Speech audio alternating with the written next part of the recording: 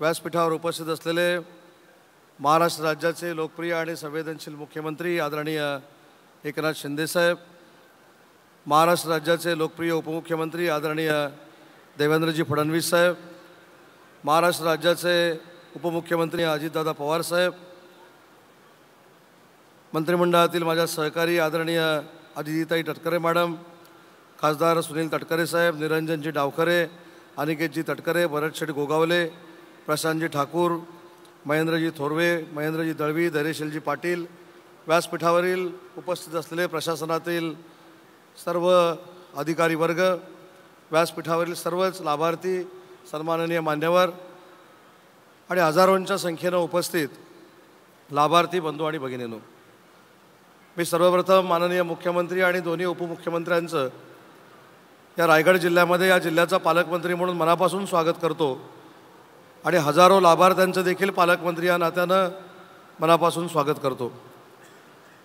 मला मुख्यमंत्री आणि उपमुख्यमंत्री महोदयांना एक महत्त्वाची गोष्ट निदर्शनाला आणून द्यायची आहे की शासन आपल्या दारी हा कार्यक्रम सुरू झाल्यानंतर कदाचित लाभार्थ्यांना प्रत्यक्ष लाभ देण्याचा हा रायगडमधला जरी कार्यक्रम असला तरी आतापर्यंत सुमारे 26 लाख लाभार्थ्यांना या रायगडमध्ये लाभ देण्यात आलेला आहे आणि आज जवळजवळ 75 ते 1 लाख लोकांना आपण याचा लाभ उपलब्ध करून देतोय।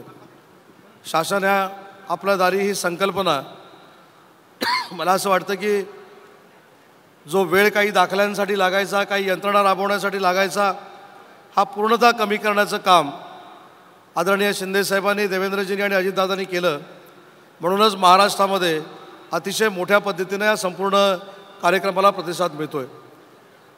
मला एक 2-3 महिन्यापूर्वीची एक घटना आपल्याला सगळ्यांना आठवून द्यायची आहे।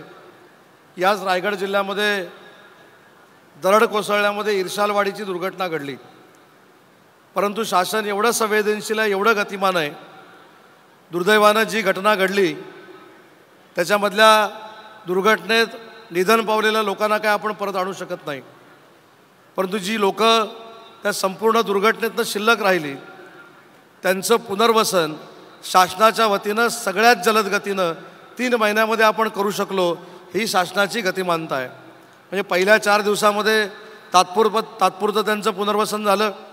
सिडकोच्या माध्यमातून टेंडर होऊन आता परमनंट घरांची देखील बांधकामं सुरू झालीत। त्याचबरोबर रत्नागिरी जिल्ह्यातल्या तिवरा धरणाचा देखील पुनर्वसनाचा प्रश्न सुटला। मला एवढंच या ठिकाणी सांगायचं आहे की शासन आदरणीय एकनाथ शिंदे साहेबांच्या, देवेंद्रजींच्या आणि अजितदादांच्या नेतृत्वाखाली अतिशय गतिमान पद्धतीनं काम करतं आहे। म्हणूनच एवढे मोठे कार्यक्रम संपूर्ण महाराष्ट्रामध्ये होत आहेत।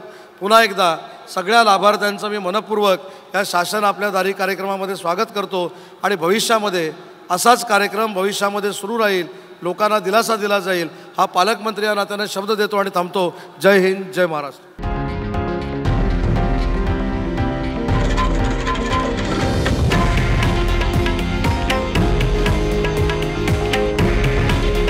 हे आहे देशातील नंबर 1 न्यूज नेटवर्क आणि आपण पाहत आहात TV9 मराठी। काळजी तुमची, हित महाराष्ट्राचं।